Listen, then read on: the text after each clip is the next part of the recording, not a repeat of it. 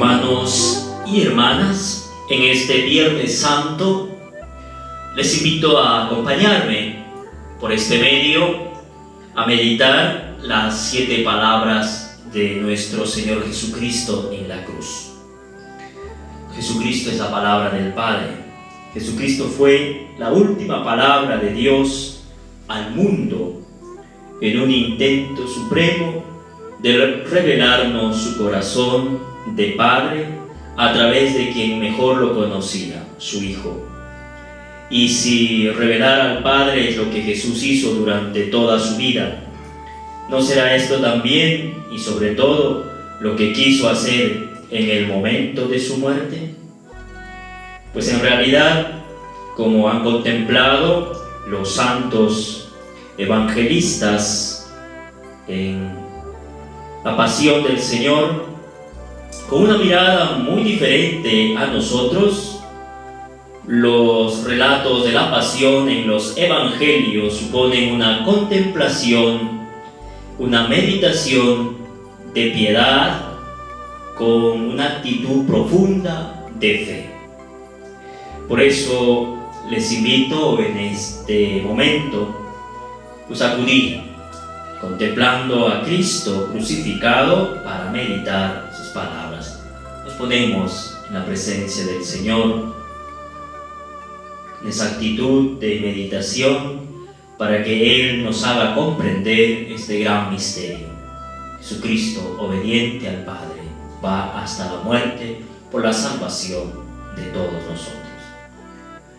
Primera palabra, dice Jesús: Padre, perdónalos porque no saben lo que hacen. Según el Evangelio de San Lucas, en el capítulo 23, versículo 34. Todo comenzó en el huerto de los Olivos. Allí, en medio de la noche y en profunda oración, Jesús pronunció la palabra más entrañable de su corazón: Abba, Padre.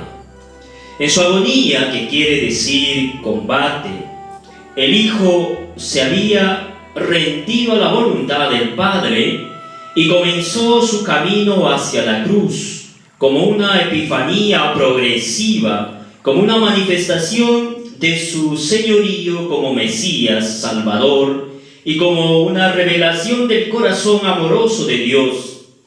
En el mismo huerto de Getsemaní, al decir yo soy, Jesús manifestó ser el Hijo de Dios, y cuando Pilato le presentó ante la muchedumbre, amotinada con aquellas palabras, Ecce homo, este es el hombre, quedó claro que era también el Hijo del Hombre. En la cruz, por tanto, quedarían clavados el hombre y Dios. Sobre aquella cruz sublime Pilato había escrito: Jesús el Nazareno, Rey de los judíos. Estaba escrito en las 3 lenguas entonces más conocidas, el hebreo, latín y griego. De esta forma, aún sin saberlo, el procurador romano daba a entender que Jesús era el Rey universal, rechazado por todos, había llegado al Calvario. Su primera palabra Jesús la dirige a su Padre: Padre, perdónalos. Está orando con la oración que a nosotros nos enseñó y practicando lo que tantas veces había predicado: amen a sus enemigos, hagan el bien a los que les odian, como el mismo San Lucas lo refiere en el capítulo 6, versículos 27 al 35. Ahora Jesús aprovechaba sus últimos minutos de vida para recordarnos esa oración, apelando al corazón de Dios que Él conocía mejor que nadie: Padre, perdónalos. Jesús toca el corazón de Dios, al misterio insondable de su paternidad, a su amor gratuito, absoluto. Esta oración en lo alto de la cruz nos revela a la vez el amor de Jesús por todos nosotros y el amor del Padre. En este momento en que el hombre es digno de todo castigo, Jesús se lo había dicho a las hijas de Jerusalén. Dios, siempre fiel a su amor, hace de la entrega de su Hijo motivo insondable de salvación y misericordia. Jesús, que en su agonía en el huerto se había rendido a la voluntad del Padre, quiere ganar ahora el combate con el Padre. Conoce su corazón infinito en misericordia. En esta nueva oración se atreve a decirle a Dios que los que le crucifican no saben lo que hacen, y olvidándose de sí mismo y de su intenso dolor, pide el perdón para todos, para los jueces que le han condenado, para los soldados que le han crucificado, para la muchedumbre que a gritos pidió su muerte, para ti y para mí. Jesús sabe que si es grande el pecado del hombre, mayor es la misericordia del Padre. Y aquí, en esta agonía, el Padre combate en forma de oración. Jesús ha salido vencedor. El Padre, a quien el Hijo en el huerto de los olivos se rindió por amor y aceptó el camino de la cruz, está ahora indefenso ante la oración suplicante de su Hijo. El Padre ama al Hijo y ante la súplica que éste le dirige a favor de los hombres de quienes se ha hecho solidario hasta en el pecado, como dice San Pablo en la carta a los Corintios, capítulo 5, versículo 21. Toda la santidad divina que rechaza absolutamente el pecado retorna al misterio eterno de su fidelidad, de su misericordia. Ahora el Padre no mira al hombre tal como éste es, sino que le mira tal como es amado en el corazón de su Hijo. El hombre debe renunciar a la justificación por sus propias obras, por su ley o por su propia bondad. Solamente en la oración confiada de Jesús, obediente al Padre hasta la muerte, y en él sí que el Padre nos ha dado en Cristo, tenemos perdón, justificación y redención de nuestros pecados, como nos recuerda San Pablo en la carta a los Efesios, capítulo 2, versículos 4 al 10. Tenemos alianza eterna, más que nunca en la cruz de Jesús, y desde su primera palabra se nos ha revelado el corazón amoroso de Dios.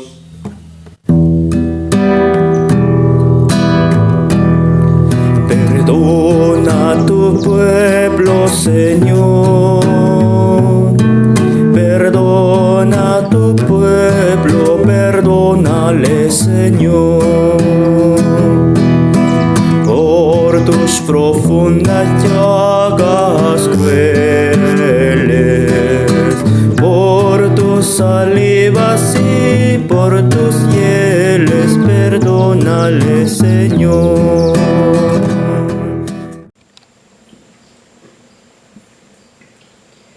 Meditamos ahora la segunda palabra de nuestro Salvador Jesucristo. Hoy estarás conmigo en el paraíso, según San Lucas en el capítulo 23, versículo 43. Con la imaginación, coloquémonos a cierta distancia del Calvario. Solo un firmamento gris, se divisan tres cruces de las que cuelgan tres ajusticiados. Jesús es el que está en el centro. Hacia él miran los otros dos. Lucas, el evangelista de la misericordia, ha situado esta escena aquí en el Calvario, en el momento cumbre de la historia de la salvación. Jesús, como revelador del Padre antes de morir, nos va a manifestar el núcleo de su misión y del mensaje que el Padre le había encomendado: la buena nueva de la gracia. Esta escena se presenta o se presta a ser entendida en un sentido superficial. Generalmente nos detenemos en lo anecdótico, como Jesús es insultado por los dos malhechores crucificados con él, y como uno de ellos, dando un grito de 80 grados en el último momento, se atreve a orar a Jesús pidiendo el reino. Es justo que ante el dolor horrible de aquellos crucificados se haga esta lectura humanista y sensible. Pero hay algo más. Aquí se nos revela de una manera radiante que que muere entre dos malhechores, ha venido a juzgar al mundo y lo hará con un juicio de misericordia. Es verdaderamente el Hijo del Hombre el que debe venir con el poder y la majestad de Dios. Ante él el buen ladrón hace una solemne confesión de fe. Acuérdate de mí cuando vengas en tu reino. Reconoce en Jesús al Hijo del Hombre del Apocalipsis que juzgaría al mundo. Este malhechor pertenece al reino de Yahvé, a los pequeños, a aquellos pecadores que saben que el juicio último de Dios sobre la historia se realiza en este siervo humilde, que la buena nueva ya ha llegado, que el tiempo de la gracia está aquí, que Dios no viene para destruir, sino para salvar. En la muerte de Jesús se inicia el juicio último de Dios. Y al buen ladrón se le dieron ojos para contemplar como juicio de misericordia. Por eso pudo escuchar esta palabra de Jesús: hoy estarás conmigo en el paraíso. Es necesario que nosotros escuchemos y entendamos estas palabras con toda la fuerza y seguridad con que Jesús las pronunció. Yo te aseguro, en ellas se manifiesta la autoridad de Jesús, su pretensión de tener la última palabra sobre el hombre. En este momento Jesús da testimonio también de sí mismo, de que Él tiene la llave del paraíso. La cruz realmente se resume, o en la cruz se resume toda la historia de la salvación. Lo que un hombre por su rebeldía cerró para todos, por la obediencia de este hombre, la misericordia del Padre lo ha vuelto a abrir a todos. El paraíso. Y hoy mismo, aquí mismo, la humanidad ha quedado restaurada y el paraíso de nuevo es ofrecido a los hombres. ¿Cómo se realiza esto? Aquí está la sorprendente. Dios solamente pide la fe. Fijémonos bien en esta escena del Calvario. Junto a la cruz de Jesús hay dos hombres crucificados. Ninguno de los dos tiene obras o méritos adquiridos, sino más bien todo lo contrario. Son malhechores, representantes genuinos de la humanidad. Uno de ellos insulta a Jesús, el otro reconoce su pecado y le dice: nosotros estamos aquí con razón, porque nos lo hemos merecido con lo que hemos hecho. En estas dos figuras nos encontramos con el misterio insondable del corazón del hombre: luz y tinieblas, fe e incredulidad, libertad para decidir entre lo uno y lo otro. Uno de los malhechores prefiere quedarse en la tiniebla, el otro, al ver morir a Jesús, encuentra la luz y suplica con fe misericordia. Jesús, mirándole, seguramente con inmensa ternura, ve en él un pequeño, uno de los suyos, verdadero pobre de los que él había dicho que es el reino de los cielos. Un pecador a quien se le había dado escuchar el evangelio de la gracia. Lo primero, hermanos, es reconocer el propio pecado, aceptar la pobreza radical, la propia miseria. A los que así actúan, Jesús regala el reino. Así lo había predicado en su vida y así lo está predicando y ejerciendo en el momento de morir. Hablando con propiedad evangélica, Dios no necesita de nuestras obras para salvarnos. Ahora Jesús da testimonio, el testimonio último y definitivo, la revelación suprema de que Dios quiere salvar a los hombres por pura gracia. Por gracia hemos sido salvados, dice San Pablo en la carta a los Efesios 2, capítulo 2, versículo 5. Aquí está el Rey actuando desde la cruz. Tiene las llaves para abrir y cerrar. Desde la cruz ofrece su reino, el paraíso del Padre a los hombres.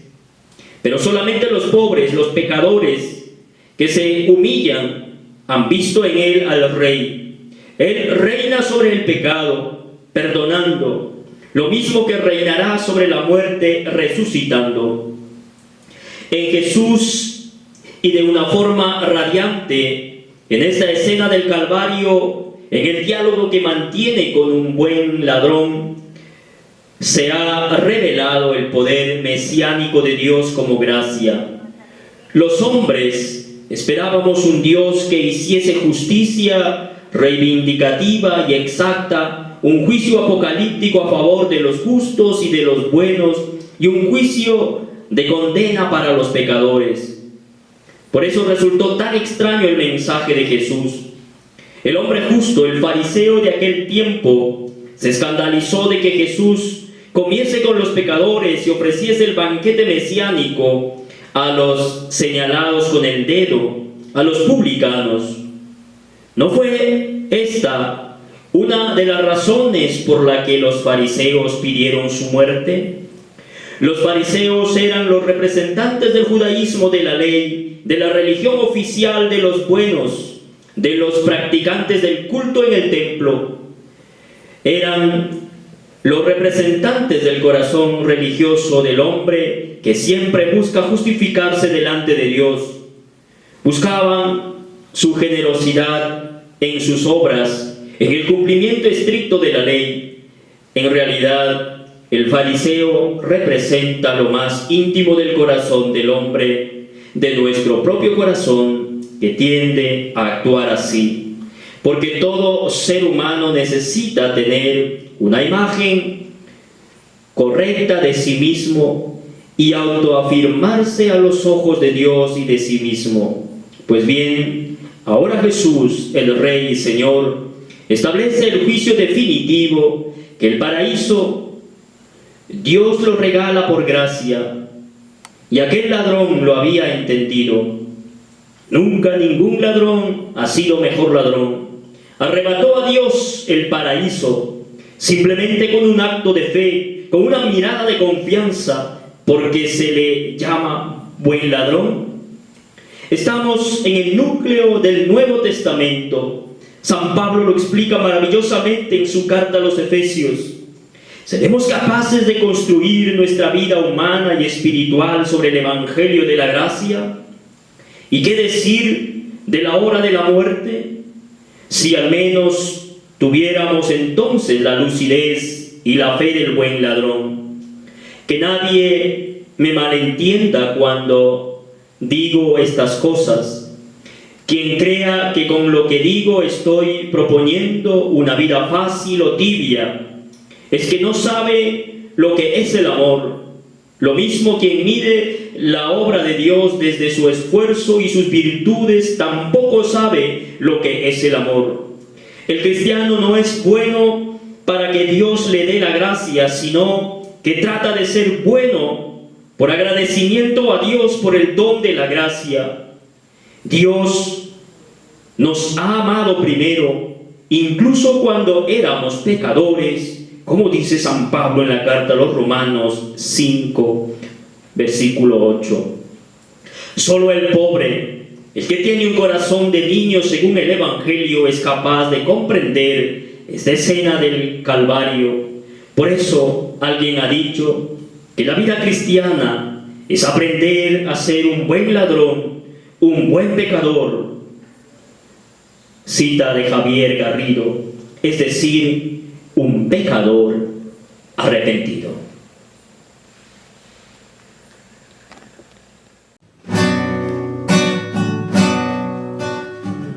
El Señor es mi fuerza, mi roca y salvación. El Señor es mi fuerza, mi roca y salvación. Seguimos con la meditación de las 7 palabras de Jesús en la cruz.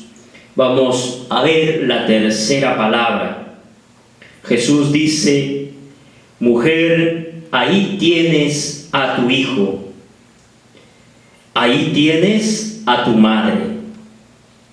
Evangelio según San Juan, en el capítulo 19, versículo 26. Y ahora, ¿comenzará ya Cristo a ocuparse de sí mismo? En la primera de sus palabras ha revelado a los hombres y les ha dado la promesa del perdón. En la segunda, ha mostrado que el perdón es un don gratuito de Dios al dárselo a un bandolero.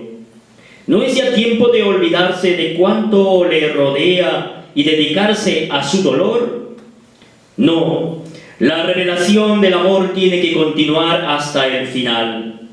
Y a Jesús aún le falta el mejor de sus regalos a la humanidad, el que nada tiene, desnudo sobre la cruz, posee aún algo enorme, una madre, y se dispone a entregárnosla. En San Juan, quien nos transmite esta tercera palabra,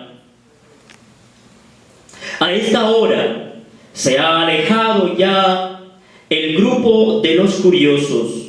Gran parte de los enemigos se ha ido también.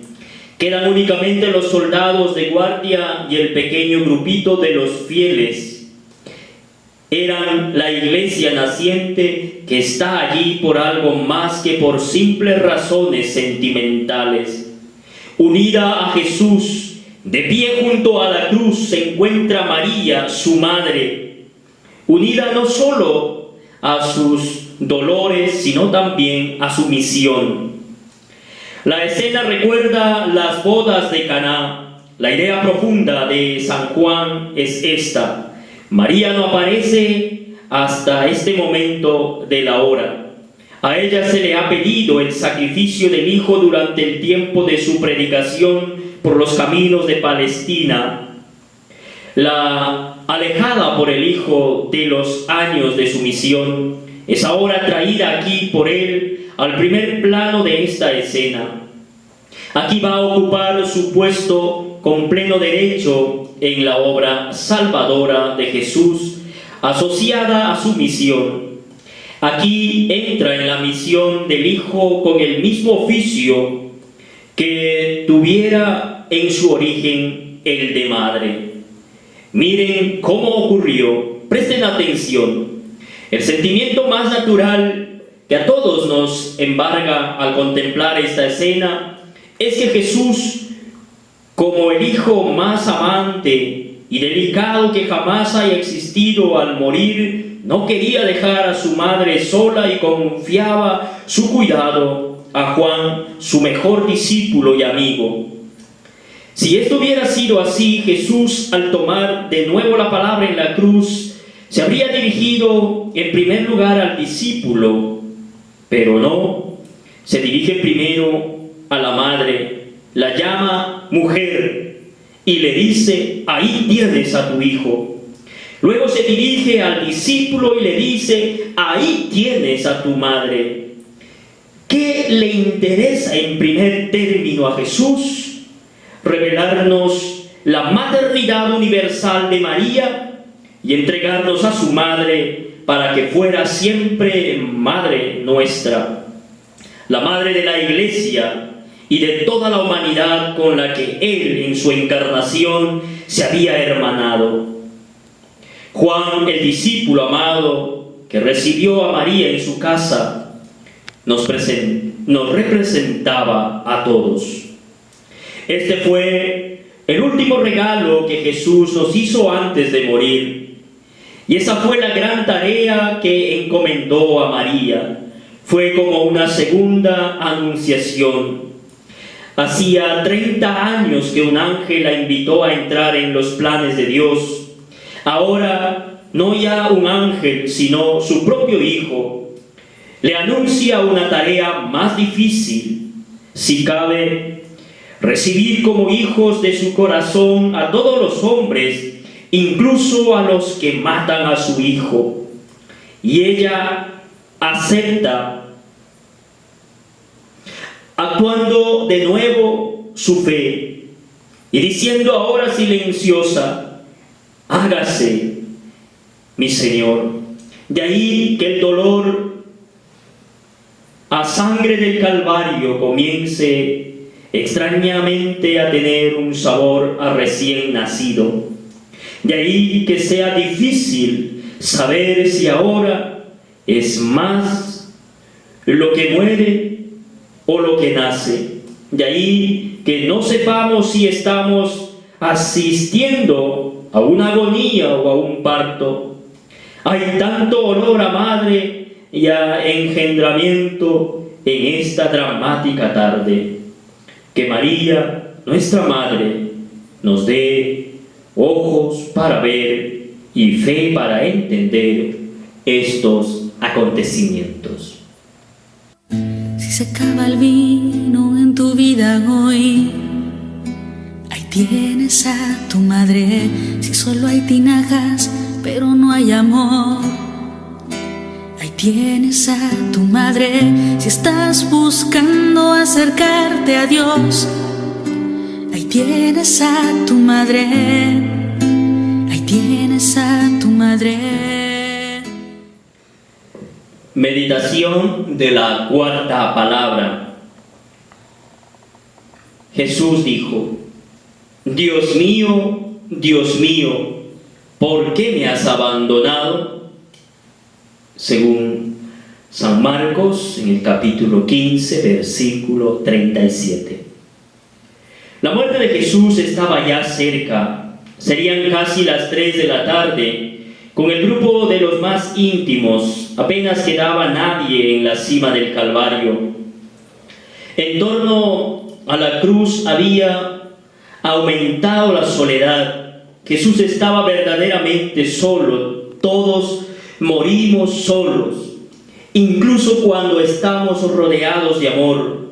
Allá en su interior, el que agoniza está profundamente solo, librando el último combate. Y Jesús no quiso sustraerse a esta ley de la condición humana. Pero hay una soledad que ningún hombre ha conocido. Solo Jesús la conoció. Una soledad a la que hay que acercarse con temor, porque nada hay más vertiginoso. Y es lo que nos revela en esta palabra del crucificado. Es una palabra desconcertante, una palabra que dura siglos, ha conmovido a los santos y ha trastornado a los teólogos. No fue una frase dolorida pero serena, como las demás palabras. Fue un grito que taladra la historia. Un gran silencio había ya en el Calvario, y fue entonces cuando Jesús, haciendo un inmenso esfuerzo y llenando de aire sus pulmones, ya agotados, gritó con voz fuerte: Elí, Elí, lama sabactani, que quiere decir: Dios mío, ¿por qué me has abandonado? El Evangelio dice efectivamente que Jesús gritó. ¿Por qué gritó? ¿Acaso vino sobre él algún tormento añadido al que ya le estaba matando? Cristo había sudado sangre en el huerto de los olivos sin gritar. Había soportado la flagelación sin gritar. Había sufrido sin gritos el taladro de sus manos y sus pies. ¿Por qué grita ahora? Solo le falta lo más fácil: terminar de morir suavemente. Y sin embargo, grita. Oh palabra fatal, comenta un teólogo. ¿Por qué has sido pronunciada? ¿Por qué no fuiste retenida dentro del pecho?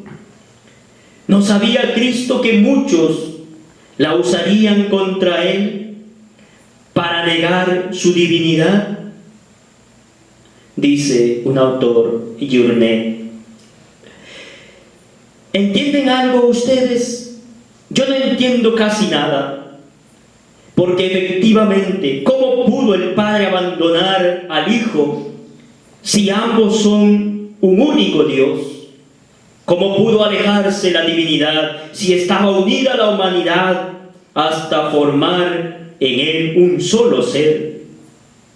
¿Puede acaso el Hijo de Dios quedarse sin Dios cuando es sustancialmente uno con el Padre?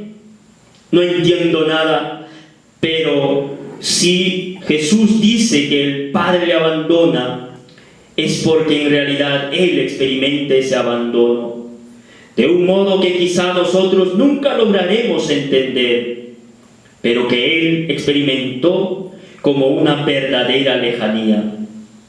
¿Cuál fue la dimensión y el sentido de esta lejanía?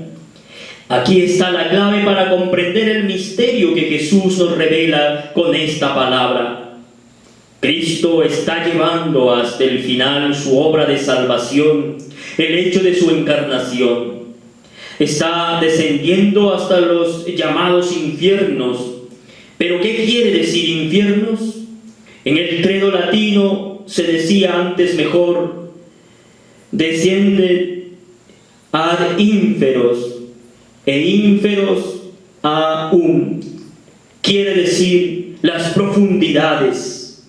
Jesús, en estos momentos últimos de su vida, cuando ya toca la muerte, está descendiendo a las profundidades de la condición humana, tal como existe en realidad, para asumirlo todo y llenarlo todo de vida y resurrección. En este descenso se encuentra con todos los dolores, con todas las deformaciones de la obra original de Dios, con los pecados del mundo. ¿Y qué tiene de extraño que experimentara que el Padre se alejara de Él, si Dios no puede convivir ni con el mal ni con el pecado? El Hijo tenía que ser consecuente con la obediencia que debía al Padre. Y aunque experimentó todas las miserias y todas las consecuencias de los pecados de los hombres, sus dolores no fueron de pecador, sino de salvador y purificador. La pasión de Jesús fue el último tramo de su encarnación, de su descenso hasta las profundidades de lo humano, y por eso fue una pasión luminosa, no desesperada. Más todavía, como escribe Journet, el sufrimiento luminoso de un Dios que muere por nosotros es aún más desgarrador que el sufrimiento del desesperado. A Él es dado medir plenamente el abismo que separa el bien y el mal, la presencia de Dios y su ausencia, el amor y el odio, el sí dicho a Dios y su negación. Ahora es cuando, en verdad, el sin pecado se hace profundamente uno de nosotros. Como bien dice San Pablo, aquel que no había conocido pecado, Dios lo hizo pecado por nosotros, a fin de que nosotros nos hiciéramos justicia de Dios en Él. Carta a los Corintios, capítulo 5, versículo 21. Solo por obediencia al Padre y amor a nosotros, ha tocado fondo en su encarnación. El uno y el otro saben que el destino del hombre, de todo hombre, es Dios y no quiere que se pierda. Y el Hijo, para devolver al hombre a Dios, Se ha sentido terriblemente solo, separado del Padre en el fondo mismo de su alma. Por eso grita, porque este dolor es más agudo que todos los de la carne juntos. Pero su grito no es desesperación, es una queja acerante, pero amorosa y segura.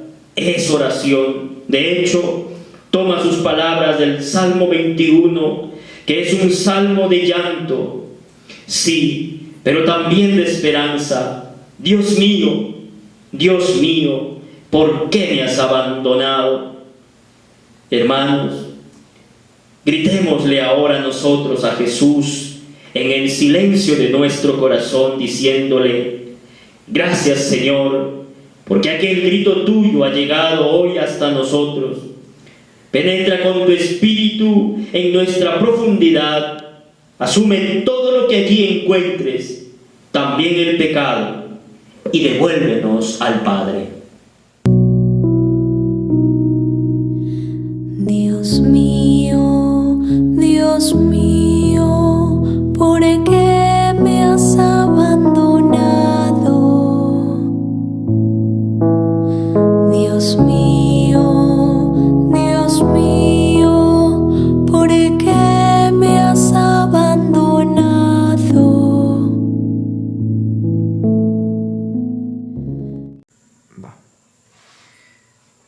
Meditamos ahora la quinta palabra de Jesús.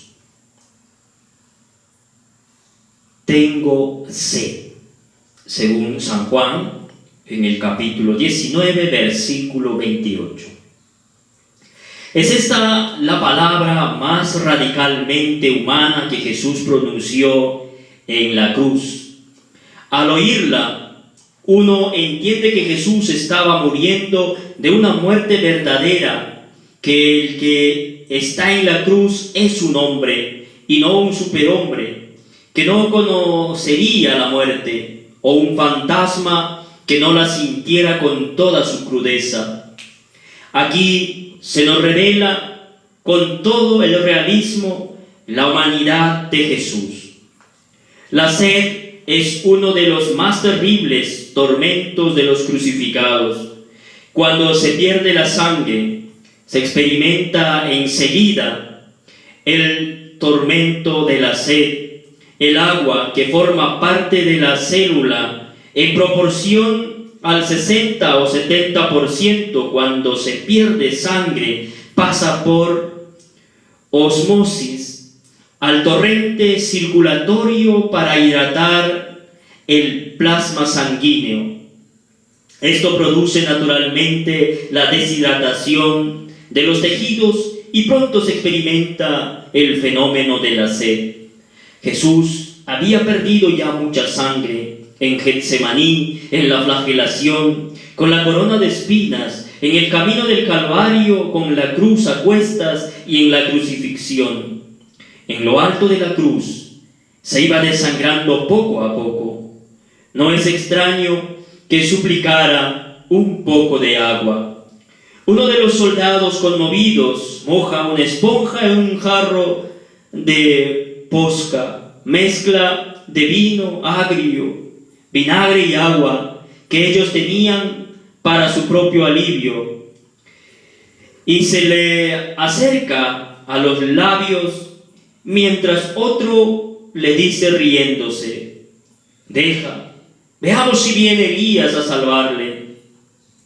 Y así se cumplía otro pasaje de los Salmos: en mi sed me dieron a beber vinagre. El Salmo 68. Jesús ha mostrado toda su humanidad al suplicar un poco de agua, como cualquier agonizante. Pero ¿no hablaba también de otra sed? Sed de amor, sed de comprensión, sed de salvación. ¿No es esta la sed de justicia a la que él mismo aludió a las bienaventuranzas? Según Mateo capítulo 5, versículo 6. En cierto modo, sí, Jesús experimenta en estos momentos dentro de su corazón cansado el drama de ver su oferta de salvación despreciada, de saber de antemano que para muchos todo este dolor sería inútil. Hubiera querido atraer a todos hacia sí, como él había dicho, según San Juan, capítulo 12, versículo 32. Pero muchos pasarían de largo ante él, sin darse cuenta de que el que ahora pide un poco de agua es para todos, la fuente de agua viva que salta hasta la vida eterna, según describe San Juan en el capítulo 7, versículos 37 y siguientes. Miremosle, hermanos, en la cruz. Démosle la satisfacción del acto de fe en nombre de todos los que le desprecian. Y pidámosle para todos el agua viva.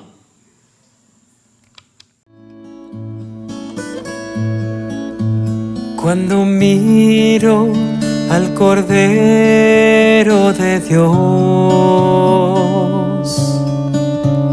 que entrega su vida por nosotros, ahí veo la más grande prueba de amor,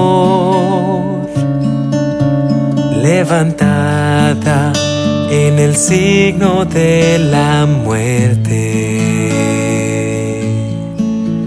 azotado, despojado de sus vestidos, nos entrega el más grande tesoro. Meditamos la sexta palabra de nuestro Señor Jesucristo. Todo está cumplido, todo está consumado, según San Juan en el capítulo 19, versículo 30. La sexta palabra de Cristo es el grito del triunfador, del corredor que llega a la meta, o sencillamente del Hijo que ha cumplido la voluntad del Padre. Lo había dicho tantas veces: yo he bajado del cielo para hacer no mi voluntad, sino la del que me ha enviado, según Juan 6:38. Mi alimento es hacer la voluntad del que me ha enviado y llevar a cabo su obra, según San Juan 4:34. Dios es el Dios vivo, es vida y dador de vida.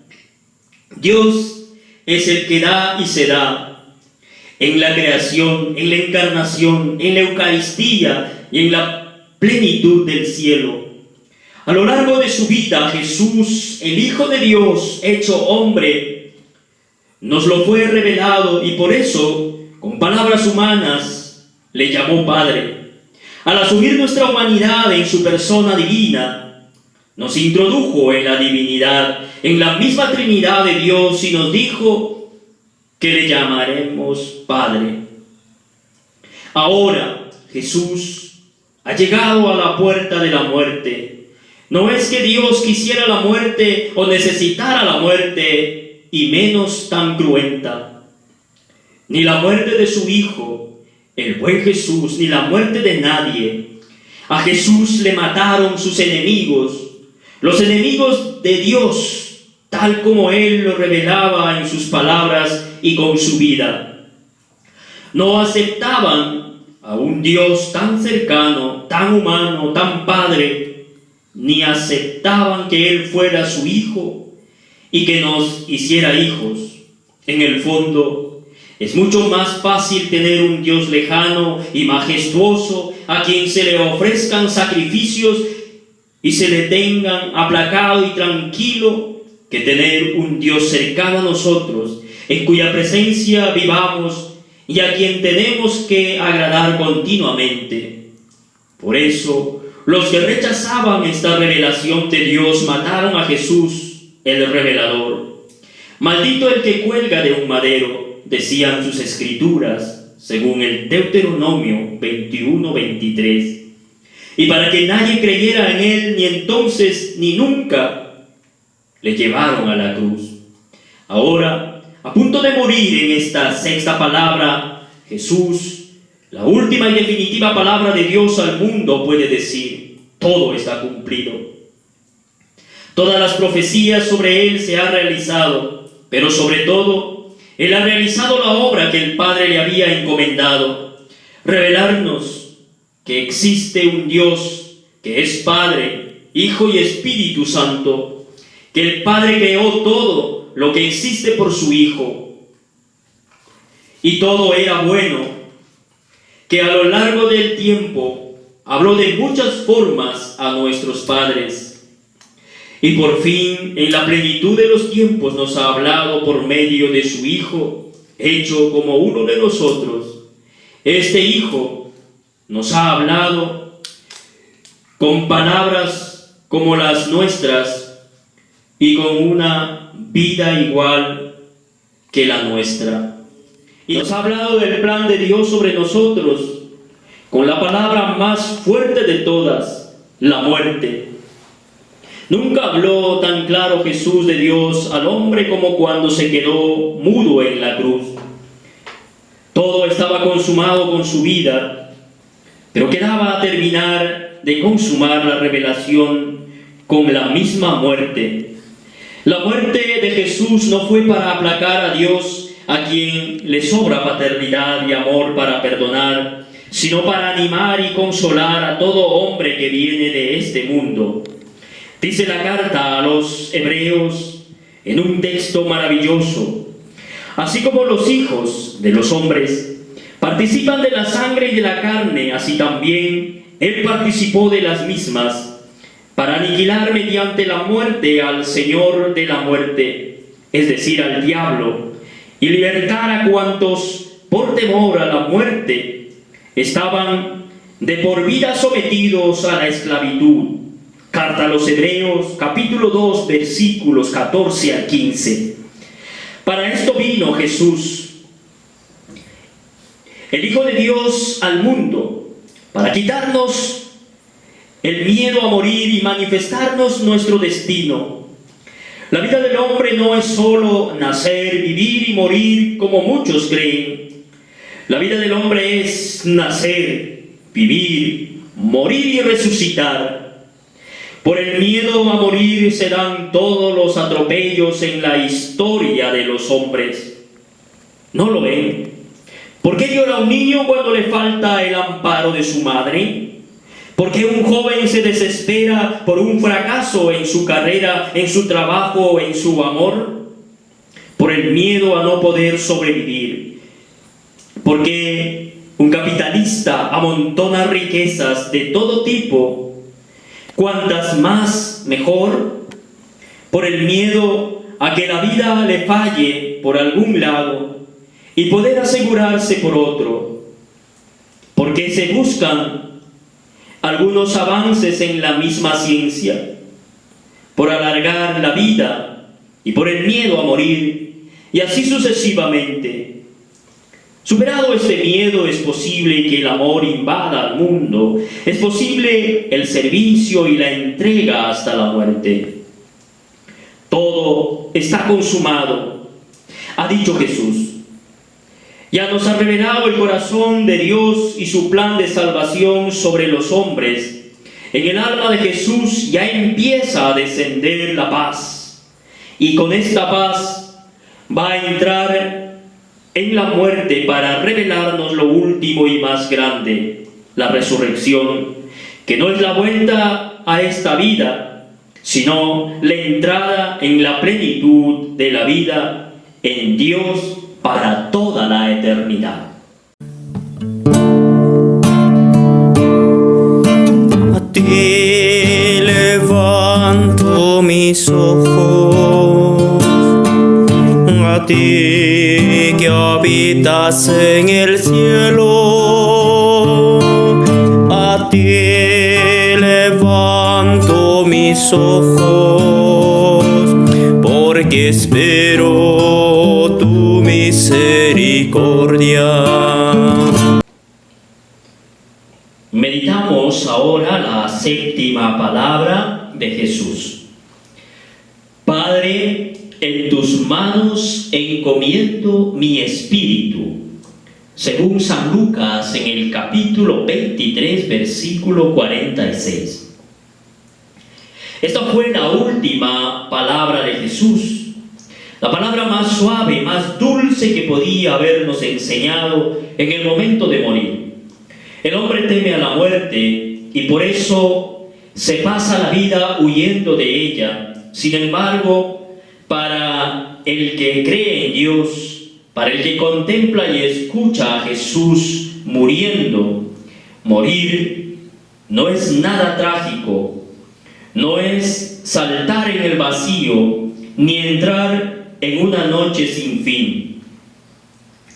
Los hombres creemos que morimos, que perdemos la vida, y lo que ocurre en realidad es solo lo que le ocurrió a Jesús, que ponemos la cabeza en su sitio, en las manos del Padre.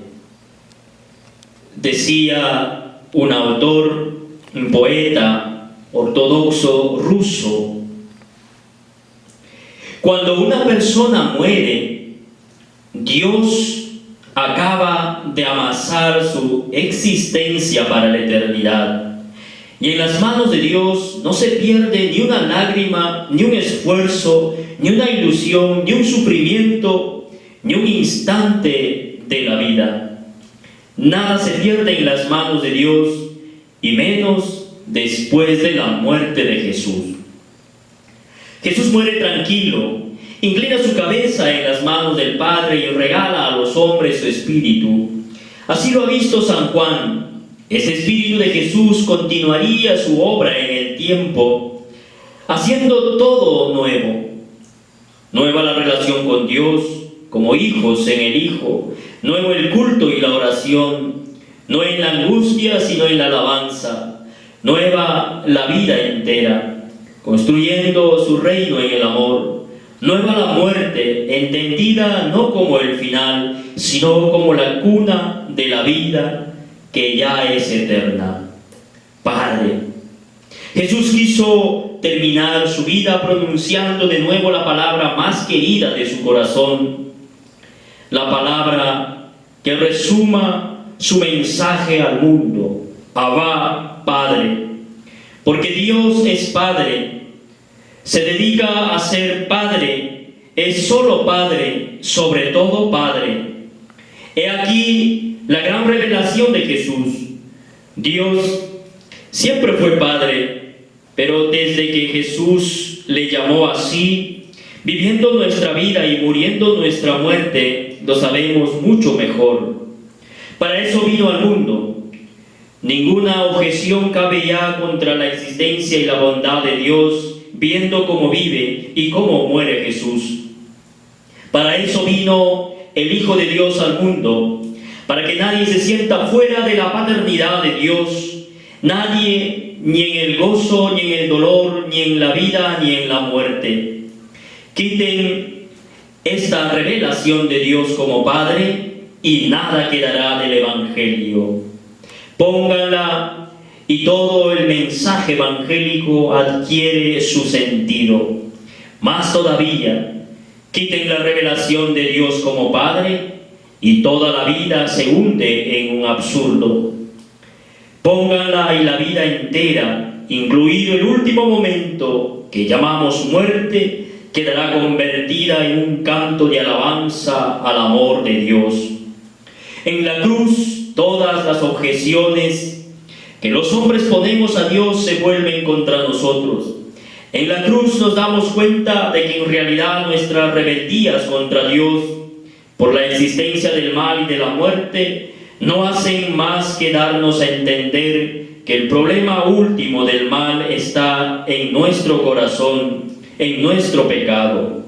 Si la humanidad está sometida al mal y a la muerte, no es a Dios a quien podemos atribuir la muerte y el mal, sino a nuestro pecado. ¿Saben dónde está la prueba de esto que digo? Nos lo da Dios mismo muriendo en la cruz, Solo Dios ha podido soportar hasta el final el absurdo de la muerte, y una muerte cruel, con un gran sufrimiento pero sin miedo, porque solo Dios ha sido inocente, porque solo Él conoció el pecado, que es lo que produce en nosotros el miedo a morir. Qué bien lo dice San Pablo: el aguijón de la muerte es el pecado, y la fuerza del pecado la ley. Primera carta a los Corintios, capítulo 15, versículo 56.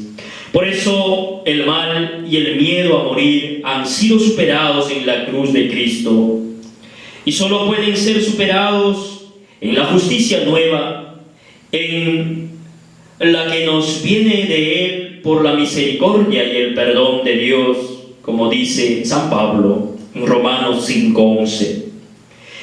Con qué paz mueren los santos. Qué bien lo sabía Teresa de Jesús, que escribió aquel verso tan maravilloso: vivo sin vivir en mí, y tan alta vida espero que muero porque no muero. El centurión, al ver morir a Jesús, alababa a Dios, dice San Lucas. A esta alabanza les invito yo ahora, hermanos. Alabanza a Dios Padre por ser amor y paternidad. Alabanza a Jesucristo, el Hijo encarnado, por habernoslo revelado con su vida y con su muerte. Alabanza al Espíritu Santo, porque ha hecho posible que esta buena nueva llegara a lo largo del tiempo hasta nosotros.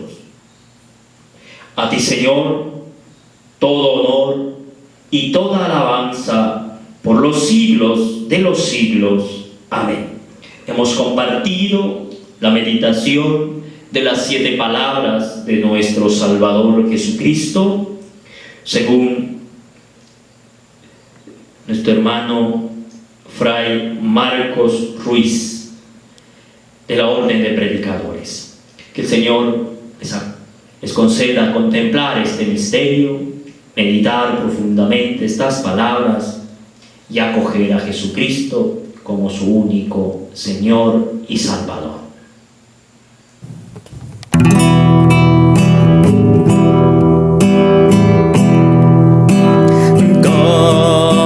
Caminaré en presencia del Señor.